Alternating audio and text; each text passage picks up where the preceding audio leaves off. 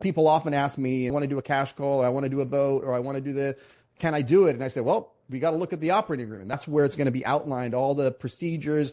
If I'm going to call a vote, how does that work? Who do I have to give notice to? How many days? Like, it's all laid out in the operating agreement. So that's kind of part of the PPM.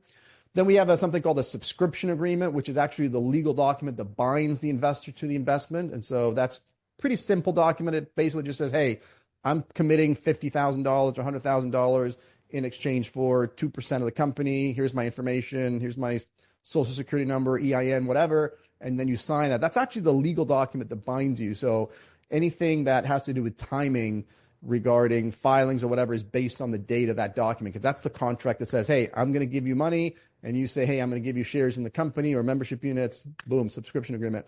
Then the next document is an investor questionnaire, because we need to keep track of who's in the deal, especially if it's a 506B offering where we have to track the non-accredited. But even if they're all accredited, there's some questionnaire just to say how many of those guys, what's their level of sophistication, are they accredited, what's their net worth, what's their information.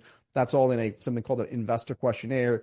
And the last document, which usually is reversed, usually it's the first document that goes out, but it's the last document in the offering docs, is the business plan, right? The pitch deck, a lot of different names for it, executive summary.